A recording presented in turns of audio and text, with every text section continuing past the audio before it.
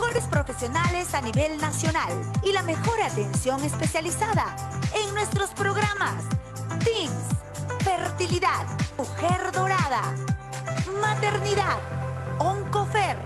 En Preventiva Salud Mujer, pensamos en ti. Ubícanos en Avenida 13 de Noviembre, 534, El Tambo. Buenos días. Nuevamente estamos en un programa de Doctor en Línea de Preventiva Salud Mujer. Hoy día es un día muy especial. Tenemos una charla internacional.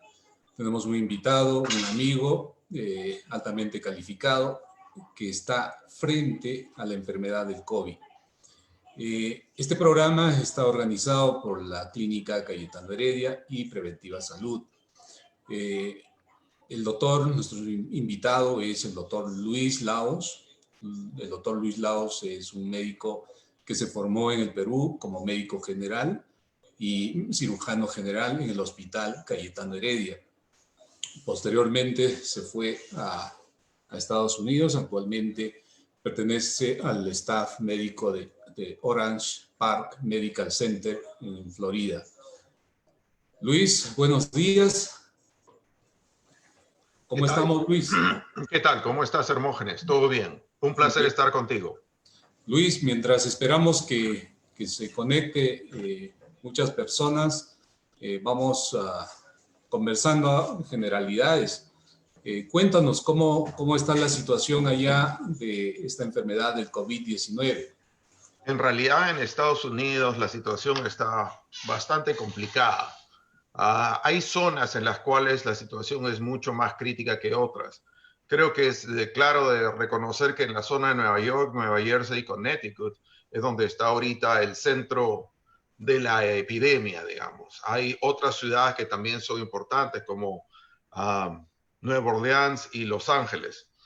La suerte que yo tengo es que al vivir en el norte de la Florida, el alcalde de nuestra ciudad tomó una serie de determinaciones o decisiones apropiadas temprano y el nivel de la epidemia ha sido más o menos controlada. Pero en mi hospital ya hemos tenido una serie de casos y hemos tenido también problemas al respecto de esta patología. Pero de todas maneras, esta es una epidemia, una pandemia como la que nunca habíamos visto antes en realidad. La última vez que tenemos algo similar es lo que fue la pandemia de la influenza española en 1918.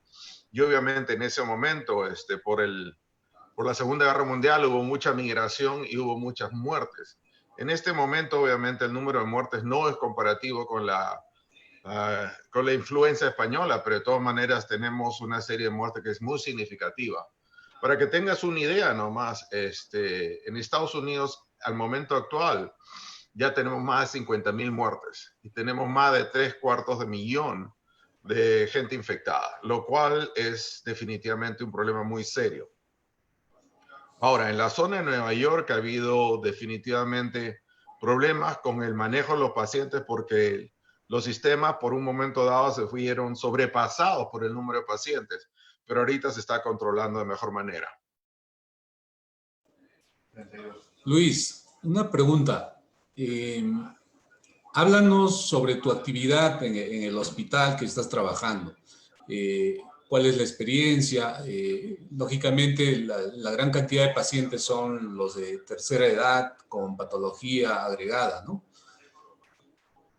Definitivamente no. El problema que tenemos en la Florida es que tenemos mucha gente de la tercera edad, y cuando tenemos mucha gente de la tercera edad tienen asociadas muchas otras patologías, sobre todo hipertensión, diabetes, insuficiencia cardíaca congestiva, neoplasias, y eso conlleva a que el caso de cualquier paciente con COVID-19 se vuelva mucho más complicado. Ahora, nosotros tenemos el grupo de pulmonares y el grupo de cuidados intensivos, y tenemos un grupo de coordinación muy claro para poder ayudar a estos pacientes de la mejor manera posible, pero definitivamente nosotros estamos viendo pacientes de muy alto riesgo. Bien, Luis, háblanos ahora, ¿qué de nuevo sabemos del COVID-19? En cuanto a su diagnóstico, bueno, ya estas pruebas moleculares, pruebas rápidas, que también quisiéramos que nos hables. Y bueno, ahora sí vamos en el tema general y luego vendrán las preguntas. Yo al público sugiero que ya emitan algunas inquietudes que puedan tener. Al final del programa, lógicamente que va a quedar muchas preguntas y el doctor Luis Laos va a responderlas digitalmente posteriormente. Quiero tener este compromiso, Luis, porque en este programa tenemos más o menos 1000 seguidores y dejan aproximadamente 400 preguntas. Es imposible resolverlas en esta hora que tenemos. Bien, Luis, ahora sí, a ver, háblanos de este virus, qué de nuevo hay en el virus, qué de nuevo en la enfermedad, qué hay en el tratamiento, y supongo que estás al tanto de lo que está ocurriendo en el Perú. No sé si las cosas se están haciendo bien aquí, qué cosas se pueden mejorar. Bien, te dejo ahora sí en unos 15 minutos de una charla. Bien, Luis. Perfecto, Hermógenes. El primer paso que tenemos que utilizar es el coronavirus. Es un virus que en realidad es una nueva variación del virus corona. El virus corona ha habido toda la vida. El virus corona es la gripa. En realidad, esto ha sido una variación que no estamos claros cómo hizo la mutación. Se asume que vino de los mercados de la zona de Wuhan en China a través de ya sea un marsupial o ya sea un murciélago. Pero lo importante es que este es un virus que en realidad es algo que es nuevo. El problema de este virus es que es hartamente contagioso. Cuando uno discute el caso de coronavirus de COVID-19, en realidad de 100 casos enfermos, 80% de los casos son usualmente leves o tranquilos. 15% termina en el hospital, 5% termina en la unidad de cuidados intensivos.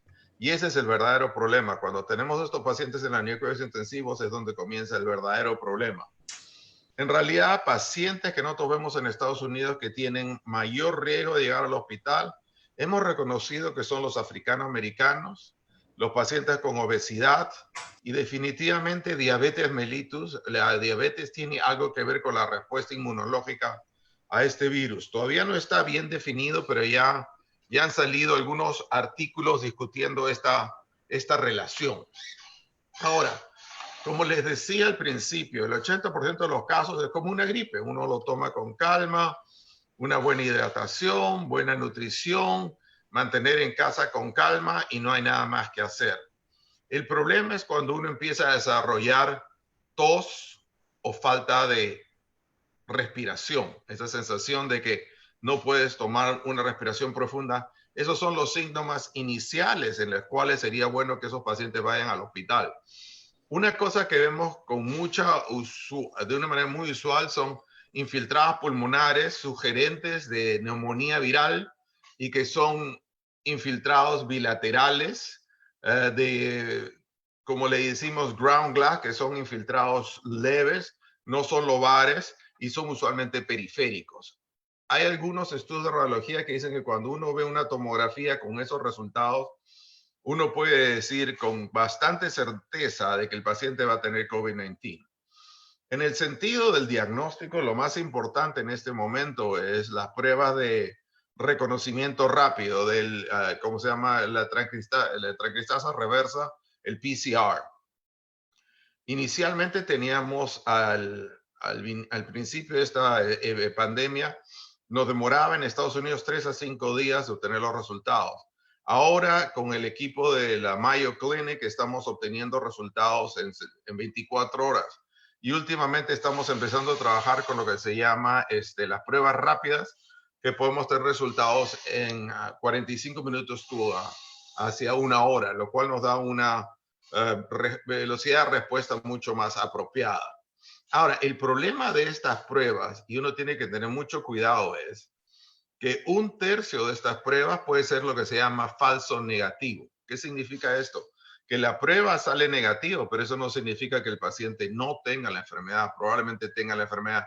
Y es por eso que es importante no solamente tomar la prueba, sino hacer una evaluación clínica comprensiva del paciente para poder definir si en realidad tiene la evidencia clínica o no. Porque si tú tienes la evidencia clínica y el resultado del test es negativo, hay que tener cuidado y hay que repetirlo de todas maneras.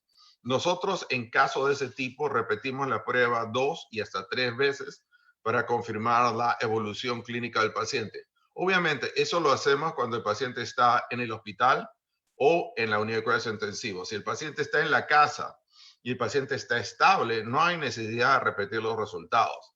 Si salió negativo, recomendamos que vayan a la casa, que se mantengan en aislamiento por 14 días y obviamente, como dijimos antes, hay que hacer una vida tranquila, una buena alimentación, buena hidratación y mantener las cosas de la mejor manera posible. En ese sentido, ya hemos discutido un poco de la novedad del COVID-19. El segundo punto que discutimos ya fue los resultados del laboratorio. Ahora, el manejo del paciente, y esta es una zona de discusión que tiene mucho para aprender y muy poco real en este momento. No tenemos hasta el momento ninguna terapia que sea efectiva contra el COVID-19. Cuando comenzó la epidemia en Estados Unidos, hubieron comentarios acerca de la probabilidad de la combinación de hidroxicloroquina con acitromicina, pero más información tenemos y la información se ha vuelto menos positiva. En realidad, un protocolo de investigación en Brasil tuvo que ser cancelado porque tuvieron demasiadas complicaciones cardiovasculares. El mayor problema de la combinación de hidroxicloroquina con acitromicina es la prolongación del QT, porque el QT, que es una zona del electrocardiograma y que puede llevar hacia arritmias malignas. En ese sentido, tenemos que tener mucho cuidado al respecto. Otra de las drogas que se consideró una posibilidad fue el Remdesivir, que es una terapia antiviral de una compañía Gilead, que en teoría tenía mucho potencial porque había sido utilizado en el pasado para el virus Ebola, pero lamentablemente la información que tenemos hasta ahora son solamente estudios no randomizados, y por lo tanto no tenemos una verdadera definición si es que es beneficioso o no.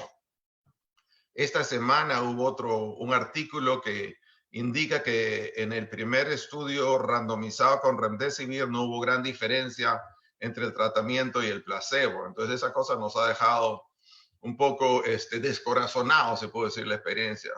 Pero tenemos que tener cuidado. Otra opción para estos pacientes es, y esta es una cosa ya que tenemos que hablar del manejo en la unidad de cuidados intensivos, es los pacientes que llegan a la unidad de cuidados intensivos, hay lo que hacen lo que se llama una cascada de citoquinas, en el cual el paciente se descompensa en 24 horas. Es una cosa que es realmente dramática. Yo lo he visto ya por lo menos en 2 pacientes en mi hospital, y el paciente está bien y en 24 horas el paciente casi no puede respirar y la saturación está en el piso. Lo que pasa con estos pacientes es que hay una disregulación del sistema inmunológico al extremo de que muchas de las interleuquinas están fuera de control y causan daño hacia el cuerpo mismo. O sea, acuérdate que la respuesta de estas drogas es para controlar el problema, pero cuando son una respuesta inapropiada, y esto puede dañar el organismo. Y ahí viene el verdadero problema. Y es por eso que ahorita también hemos definido que en estos pacientes hay lo que se llama una coagulación diseminada intravascular. A lo que refiere el asunto es que en muchos de estos pacientes hemos visto que empiezan a formar trombos dentro del sistema vascular del paciente a todo nivel.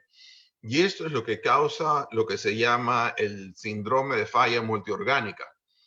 Al extremo que cada vez que vemos esto estamos comenzando a incrementar el nivel de agresividad, y hay recomendaciones que todo paciente que llegue a la unidad de cuidados intensivos sería bueno comenzar anticoagulación del principio. Y hay otro grupo que piensa que todavía que es más agresivo, que pueden usar TPA, que es fibrinógenos, para tratar de disolver los trombos de manera mucho más agresiva. En nuestra unidad lo que estamos haciendo sobre todo es anticoagular a todos nuestros pacientes y controlarlos de la mejor manera posible. Nada, asociado a la disregulación de las interleuquinas, es importante que una de las interleuquinas que tiene mucho compromiso en el COVID-19 es la interleuquina 6. Y es por eso que hay varios protocolos ahorita que están trabajando con anticuerpos monoclonales contra la interleuquina 6 para tratar de controlar este proceso. Lamentablemente hasta ahora son estudios muy pequeños y todavía no tenemos ninguna afirmación clara de los efectos. Now, lo que la Sociedad de Infecciosas de Estados Unidos recomienda es que todos estos tipos de terapia tienen que ser usadas en estudios de protocolo de investigación. No deben ser utilizadas si es que no son parte de un protocolo de investigación, porque lamentablemente pues todo este tipo de drogas como el remdesivir, como la cloroquina con acitromicina y como los inhibidores de la interleuquina 6 pueden llevar a otros problemas. Algo que conversábamos ayer también era el ivermectin, que es una medicina para parásitos, digamos. Ahorita te imaginarás, Hermógenes, que estamos tratando de buscar todas las opciones posibles para tratar de controlar a estos pacientes. Y algo que han descubierto en estudios pasados es que ivermectina controla la replicación viral. Pero eso es un resultado, como se dice, en vitro. O sea, es una cosa que se ha visto en los laboratorios. Esto nunca ha sido replicado en un protocolo clínico. Y es por eso que ivermectina es otra de esas medicaciones que tenemos que considerar como una opción, pero lamentablemente no tenemos información clínica suficiente como para recomendarla en este momento o no. Al final, lo que nos queda es terapia de soporte. ¿Cómo es la terapia de soporte? Cuando el paciente llega a la unidad, al piso, digamos, al piso regular del hospital, lo primero que hacemos es buena hidratación y buena oxigenación. Tratamos de usar oxígeno vía cánula nasal y si es necesario utilizamos lo que se llama oximizers, que es una capacidad de concentración mayor, o high flow nasal cannula, que es una cánula nasal de alto flujo. Con cánula nasal de alto flujo podemos llegar a una concentración de oxígeno de más de 95% y podemos mantener un flujo de 30, 40 hasta 50 litros para disminuir la sensación de falta de aire en estos pacientes. Eso es en realidad lo más importante para este momento, es simple y llanamente terapia de soporte. El tercer punto que es sumamente importante, lo he discutido antes, es también nutrición. El problema es que cuando tú tienes falta de aire, la gente no quiere comer. Y obviamente, si tú revisas el COVID-19, también tiene síntomas gastrointestinales. A diferencia de la influenza regular, el COVID-19 tiene un poco de gastritis, tiene un poco de náusea, un poco de vómitos y de vez en cuando hasta diarrea. Entonces, lo cual hace que los pacientes tengan más problemas para mantener buena nutrición. Pero de todas maneras es algo que también es sumamente importante que tenemos que seguir trabajando con ello.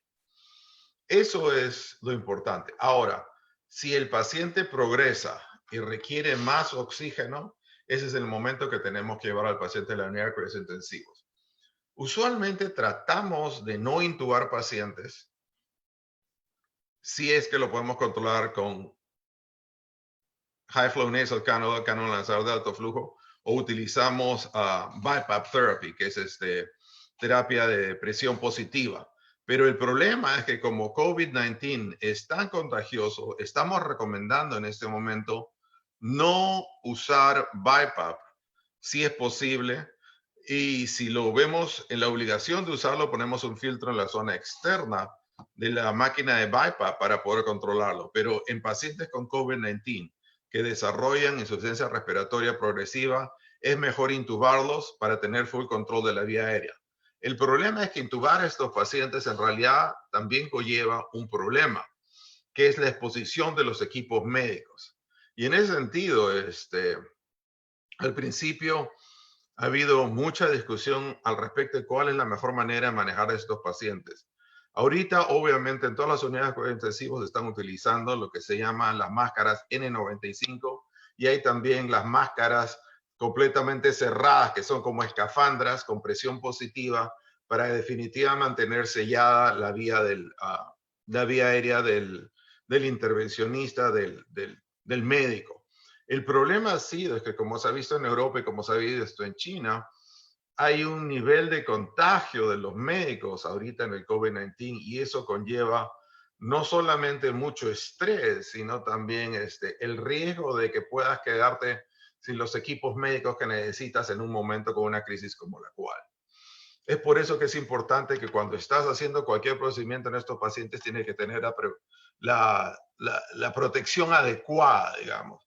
Y la protección adecuada implica no solo la máscara N95 o la máscara de presión positiva, pero también estamos hablando de máscaras, anteojos, protectores faciales, mandilones y guantes a su vez.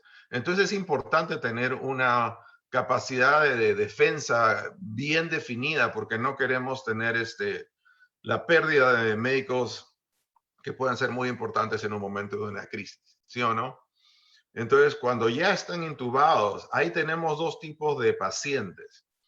Los que se mueven al grupo de ARDS, que es el distrés respiratorio del adulto clásico, y hay los que es el nuevo que se ha reconocido en esta patología, en el cual los pulmones son más o menos flexibles. Déjame explicarte esto de una manera más clara.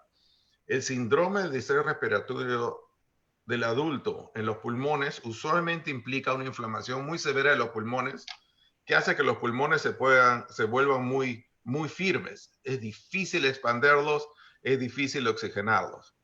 Pero esa es la clásica presentación. En el COVID-19, la mitad de los pacientes tienen una presentación similar en el sentido de que requieren mucho oxígeno, pero cuando uno trata de ventilarlos, los pulmones son relativamente suaves. Se puede ventilar de manera bastante aceptable, pero eso no significa que sea fácil al final. Y ahí es donde radica las nuevas teorías de estamos tratando de ver si tal vez intubar no sea la mejor opción. Tal vez si los podemos mantener con cánula nasal de alto flujo pueda que sea una opción apropiada, porque cuando uno intuba a estos pacientes, y esta es una de las partes difíciles de esta patología, es que cuando uno intuba a estos pacientes, entre el 70 a 75% no van a salir de la ventilación mecánica, lo cual es un nivel de mortalidad bastante significativo. Y esto está basado en información no solo de datos de España, Italia, China, sino también que estamos viendo aquí en los Estados Unidos, que cuando uno está intubado, el pronóstico obviamente es mucho más delicado, si se puede decir. Y el problema lleva también al hecho de que cuando necesitamos ventilación mecánica, hay veces en que no hay suficientes ventiladores mecánicos para controlar el número de pacientes que tienes. Y eso es algo que se dio ya en Estados Unidos, en la zona de Nueva York. Y el problema, y están empezando a discutir la posibilidad de conectar a 2 pacientes a un ventilador mecánico, pero lamentablemente eso no es una solución sencilla, porque en realidad conectar 2 pacientes a un ventilador mecánico conlleva una serie de problemas que pueden traer más riesgos que beneficios. Y nosotros ya, la Sociedad de Cabeza Intensiva, la Sociedad de Pulmonología de los Estados Unidos, el ATS y el ACCP han recomendado eso como una opción no aceptable. Es por eso que es importante tratar de controlar a estos pacientes lo más rápido posible. Bien, Lucho, vamos a pasar ahora a algunas preguntas que ya nos han llegado. Ya, sí. En general nos preguntan, aparte de las coexistencia de morbilidad conocidas, hay otras que se repiten. Dice, por ejemplo, Fernando, el fumador. Otra paciente pregunta, el que tiene marcapaso, el que tiene asma, ¿son factores de riesgo para el COVID? Mira, la verdad sea clara, cualquier paciente que fuma está en alto riesgo de infecciones pulmonares, y eso en realidad conlleva un pronóstico más cuidadoso, un pronóstico más de cuidado. Punto 1. Punto 2, el marcapaso en realidad no es gran problema, porque en realidad el marcapaso implica solamente un problema eléctrico del corazón. Ahora, factor de riesgo es hipertensión, factor de riesgo es insuficiencia cardíaca congestiva. Ahora, muchos de los pacientes que terminan con marcapaso pueden tener estas otras patologías, pero no creo que sea mayor cosa. Una cosa interesante en el asma es que al principio pensábamos que pacientes con asma iban a tener incremento de riesgo de problemas con COVID-19, pero para sorpresa de muchos, mayoría de pacientes con COVID-19, muy pocos con asma han desarrollado la enfermedad. Y es por eso que no tenemos una idea clara en lo que respecta al asma. Obviamente, recomendamos que el paciente, si tiene asma, que tenga todas las precauciones del caso y que tome sus medicaciones de manera regular. Pero como que el asma per se ha sido un factor de riesgo, todavía eso no ha sido reconocido como tal. Y eso nos ha llamado la atención a todos. Hay otras preguntas, Lucho, donde también nos preguntan los pacientes que están tomando corticoides, enfermedades reumáticas, ¿cuál sería la explicación por qué ellos tampoco es frecuente que se enfermen? Bueno, en realidad, si tú te preocupas y te pones a pensar en la terapia de corticoides, los corticoides van a disminuir las defensas del cuerpo, y el motivo que usamos corticoides muchas veces es para controlar la inflamación que hay en estos pacientes. Entonces, en ese sentido, al disminuir la función de defensa, pueden tener un poco de predisposición a otro tipo de enfermedades. Y es así que usualmente hemos reconocido que la influenza preferimos no utilizar esteroides. COVID-19 es una patología nueva, pero al momento actual la recomendación es, una vez más, preferimos no utilizar corticosteroides. Los corticosteroides han sido usados como un acto de desesperación en pacientes intubados en la unidad de cabeza intensiva que no mejoran, tratando de mejorar, pero no hemos logrado una mejoría significativa, digamos. En lo que podemos decir con toda sinceridad es que preferimos no utilizar esteroides en pacientes con esta patología. Y eso es lo que podemos discutir. También preguntan, ¿por qué no se recomienda los antiinflamatorios no esteroideos, los AINES? ¿Agravan el cuadro? Preguntan.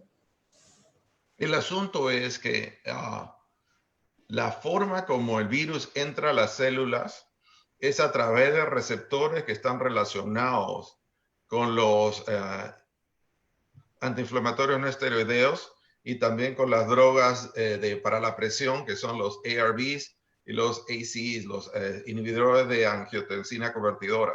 Entonces, el problema es que las drogas estimulan ese tipo de puertas o digamos, de señales, y hacen que el virus pueda entrar de manera más fácil y más rápida a las células. Ahora, todo eso es un componente teorético. No hay ninguna definición al respecto. La Sociedad Cardiovascular Americana ha indicado que si el paciente tiene la presión controlada con un ARB o con un ACE inhibitor, que son estas dos drogas, que continúen, que no paren la medicación. Consideran que es importante que sigan. Obviamente, Si el paciente tiene dolores y tiene incomodidad, prefieren el uso de Tylenol para no incrementar el riesgo de penetración a las células con los antiinflamatorios no esteroideos. Pero es una recomendación muy suave, digamos. No hay mucha información clínica al respecto. Bien.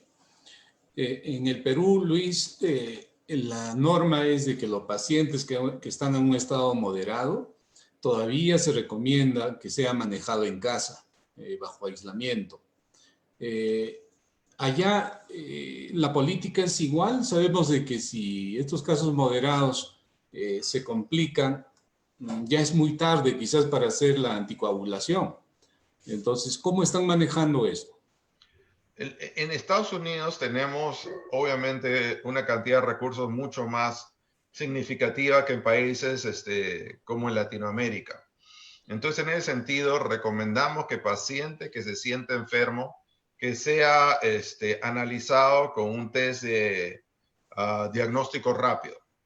Si el paciente es visto en la emergencia y se le ve estable, se le manda a la casa, con recomendación de que si hay incremento de fiebre por varios días y no mejora, o se incrementa el riesgo o se incrementa la falta de aire, tiene que venir al hospital inmediatamente. Creo que el mayor problema que tenemos en muchos países es que lo mandamos a los pacientes a la casa y ahí se pierden en el seguimiento. Entonces, ese es un problema que es realmente serio. Nosotros acá preferimos tenerlos en el hospital por lo menos 24 o 48 horas, verificar que están estables, y cuando verificamos que están estables, se les manda a la casa con seguimiento por cuarentena por 10 a 14 días más. Eso es lo que nosotros estamos trabajando. Y obviamente de esa manera verificamos de que no perdamos el control de esos pacientes que pueden chocarse de manera muy rápida, porque como dijimos, esta crisis de citoquinas es una cosa que es realmente dramática y puede cambiar el curso de la patología en 24 a 48 horas. Y el paciente que estaba más o menos bien puede estar al final muy enfermo de una manera muy rápida. Por lo tanto, es bien importante tener una buena observación clínica del paciente, por lo menos al principio. Una de las cosas definidas es que una vez que el paciente se expone, los síntomas comienzan en 5 o 7 días. En 8 a 10 días, los que empeoran van a empeorar. Y los que hacen esta crisis de citoquinas lo hacen en el día 10 a 12. O sea que tenemos más o menos un patrón de fechas más o menos, o de días que nos pueden ayudar a saber en qué momento estamos para ver cuán enfermo el paciente puede estar. Gracias, Lucho. Mónica te pregunta, ¿qué experiencia o qué recomendaciones nos harías por el uso del dióxido de cloro en el tratamiento del COVID-19? No tengo ningún tipo de información del dióxido de cloro. En realidad, en Estados Unidos no estamos usando nada de eso al respecto. Y ahora, hay que tener mucho cuidado en estos momentos de información a través de Internet. Hay mucha desinformación y hay mucha información que puede ser equivocada. Hemos tenido esta semana, a través de comentarios del presidente de los Estados Unidos, definitivamente una confusión muy grande, porque el presidente de los Estados Unidos mencionó que tal vez si pudiéramos inyectar desinfectantes o pudiéramos tomar desinfectantes, pudiéramos controlar la situación rápido. O si pudiéramos hacer luz ultravioleta, pudiéramos solucionar el problema. Yo creo que esos son comentarios con tal vez buena voluntad, pero muy poco criterio médico. Entonces, en ese sentido, hay que tener mucho cuidado en lo que comentamos, sobre todo a la gente, para tratar de guiarlos y educarlos, porque este tipo de comentarios puede traer mucho más confusión y puede traer mucho más problemas. Llegó a tal extremo que ayer todas las compañías que producen los desinfectantes hicieron comentarios de las televisiones diciendo que no es apropiado que nadie tome desinfectantes o que se inyecte desinfectantes, porque eso definitivamente pudiera matar a la gente. Claro. Bien, Luis, ahora conversemos sobre los aspectos preventivos. Yo pienso que les va a interesar bastante a la población el uso, por ejemplo, permanente de la mascarilla. ¿Qué características debe tener la mascarilla? Aquí en el Perú, por ejemplo, no se utiliza esta impermeable que filtre bien. pero el ministerio ha aprobado de que bajo ciertas indicaciones se haga en forma casera de ciertas telas, de ciertos materiales. Y eso es lo que se ha generalizado. ¿Tú crees, Lucho, de que eso tenga realmente una protección para la transmisión del virus? Mira, la verdad, Hermógenes, es esta, que cualquier tipo de protección es mejor que no tener protección. Esta información sale de la experiencia de Hong Kong y la experiencia de Corea del Sur. En esos dos países, desde primera instancia recomendaron las mascarillas, así no sean la N95, que es la recomendable, sino cualquier mascarilla quirúrgica. ¿Y por qué? Porque cuando uno usa la mascarilla es por dos motivos. Uno, para protegerse a sí mismo, que es el menor beneficio posible.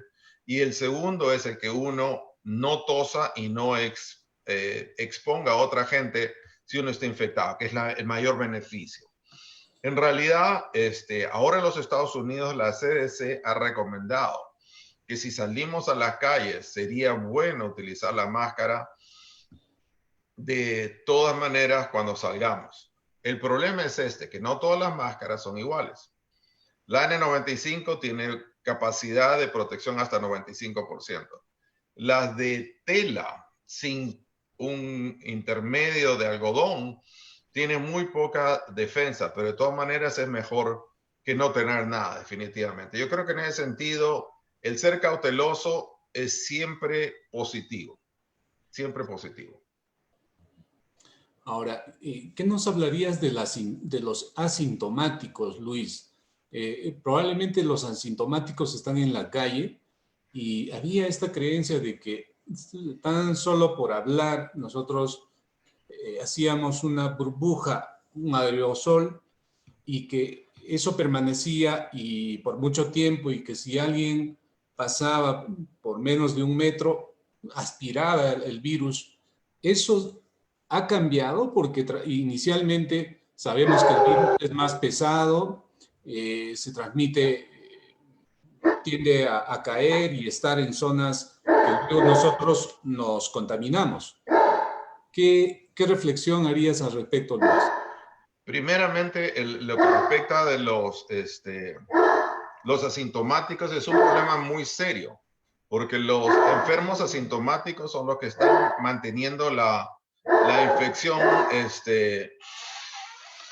más prevalente. Y el problema es, como no esperamos que son enfermos, muchas veces no reconocemos la importancia de eso.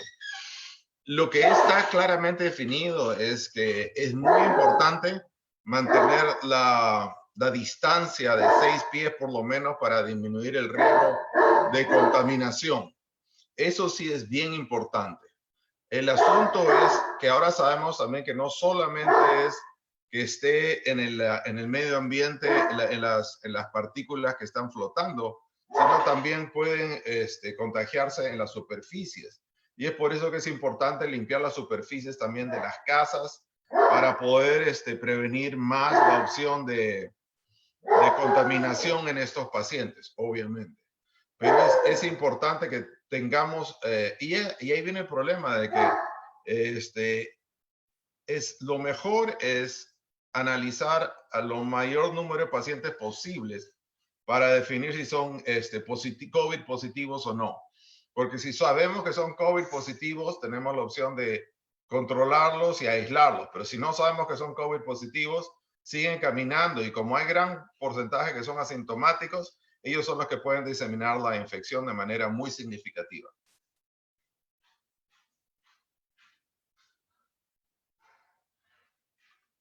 Hermógenes, no te escucho. También se habló, Luis, sobre el concepto de la carga viral. Es decir, hay personas que se exponieron ante un asintomático, por primera vez, pero si lo hace reiteradamente, va teniendo una mayor carga viral y es muy probable que desarrolle la enfermedad. ¿Qué hay sobre eso, Luis? En realidad no hay muchos estudios al respecto, pero una de las cosas importantes es que hemos descubierto que el COVID-19 es sumamente contagioso. Entonces es importante tratar de minimizar la exposición desde la primera instancia.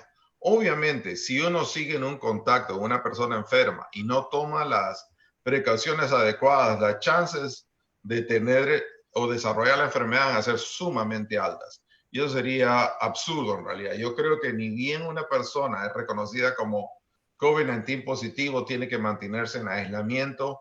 Y lo más importante es lavarse las manos, utilizar la máscara, buena alimentación, buena hidratación y limpiar toda la zona donde uno está. Y obviamente cuando estamos hablando de cuarentena, es bueno que la persona se aísle en un solo cuarto, con un solo baño, para tratar de disminuir la exposición al resto de la gente de la familia dentro de la misma casa. Yo sé que en ciertos países esto es un poco más complicado cuando hay solo un baño en toda la casa, pero de todas maneras, si es así, hay que limpiar los baños ni bien termine de exponerse la persona infectada, para tratar de minimizar la exposición al resto de la familia. Luis, ¿qué tal frecuentes las gestantes y los niños en tu unidad de cuidados intensivos? Gracias a Dios, todavía no hemos tenido ninguna enfermedad de COVID-19 con embarazadas, pero en Nueva York ya hemos tenido casos en el cual los niños han tenido que ser han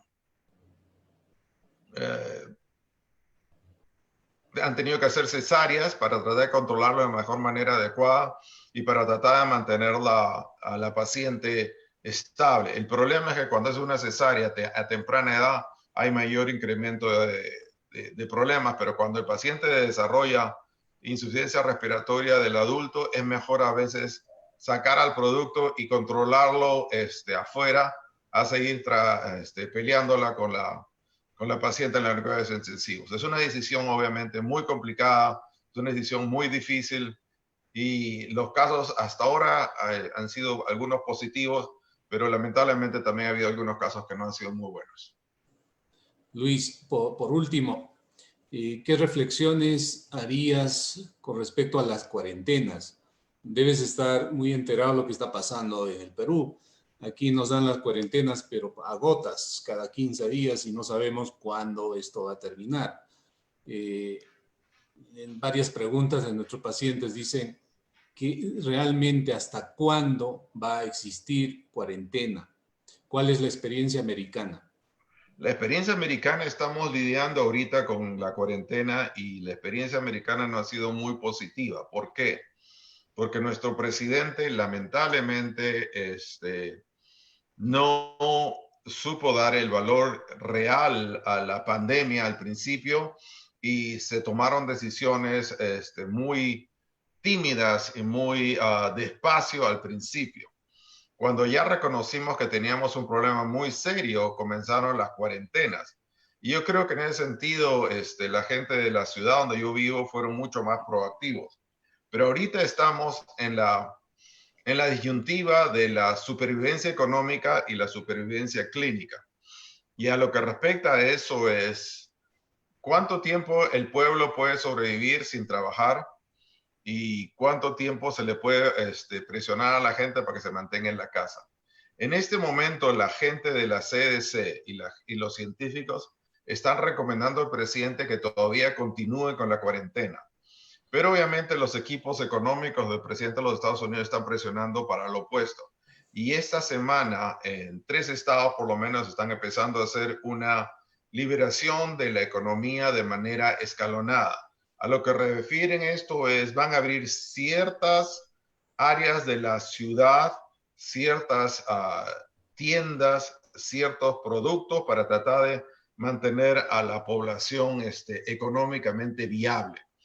Ahora, yo sé lo que está pasando en Perú y sé que es una situación un poco complicada, pero el problema es que en Perú, y creo que el doctor Vizcarra está haciendo lo mejor posible, porque por la falta de insumos médicos, el Perú no pudiera tolerar una crisis de COVID-19 a gran nivel. Si fuera así, los hospitales colapsarían. Según había comentado, el número de ventiladores en el Perú no llega pero ni a 1000. Y lo cual es un problema realmente muy serio.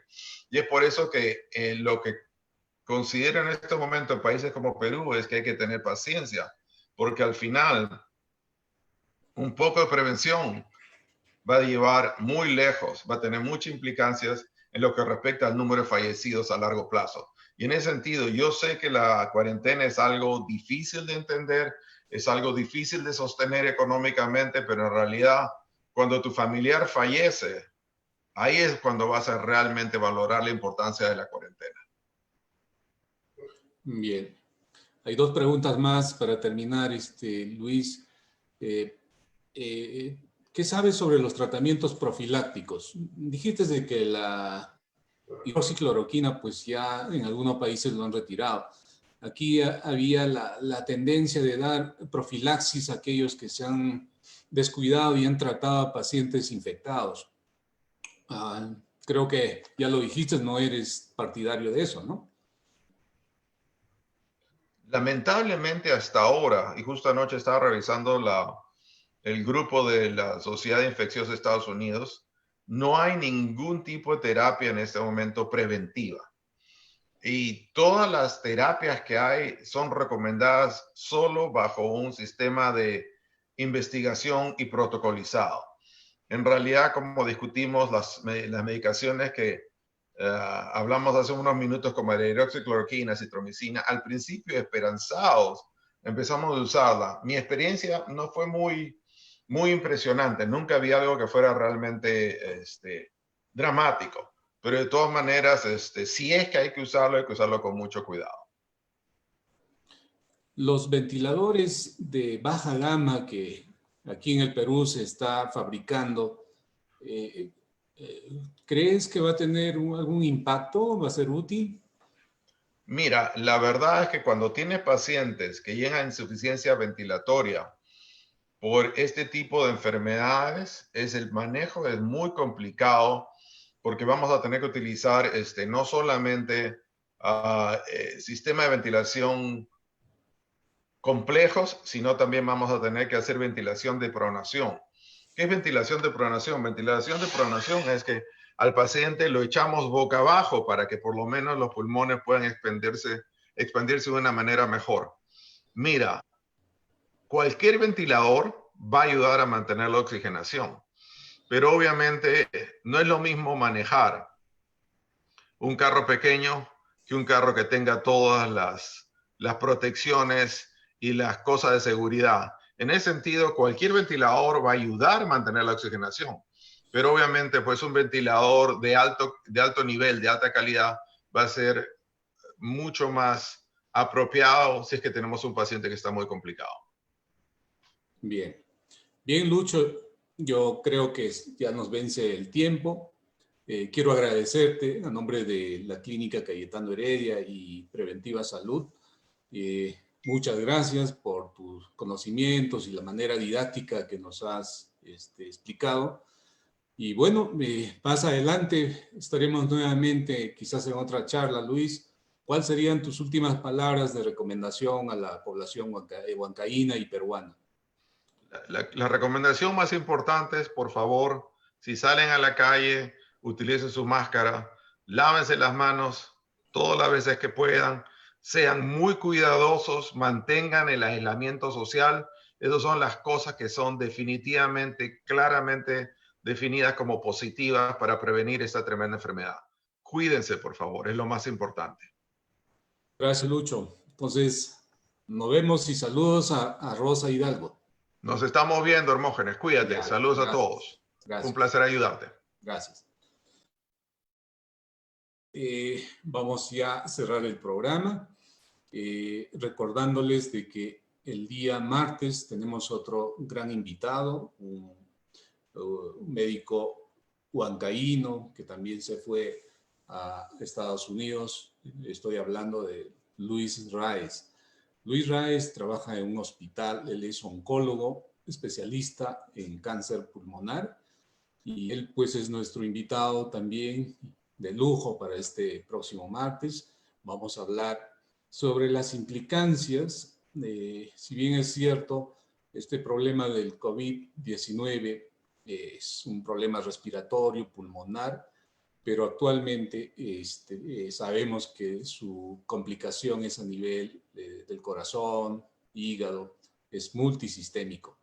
Por lo tanto, no sabemos de los pacientes que han quedado recuperados, por lo menos en la fase aguda, cómo va a ser la salud de estos pacientes más adelante.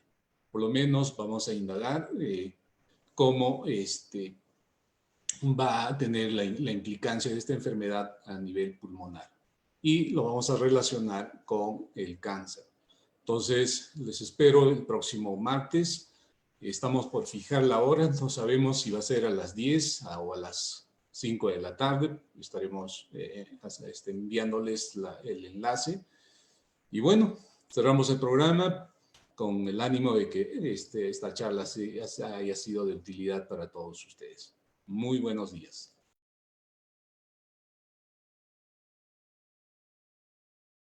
Viva Salud Mujer te invita a prevenir con los mejores profesionales a nivel nacional y la mejor atención especializada en nuestros programas TIMS, Fertilidad, Mujer Dorada, Maternidad, Oncofer.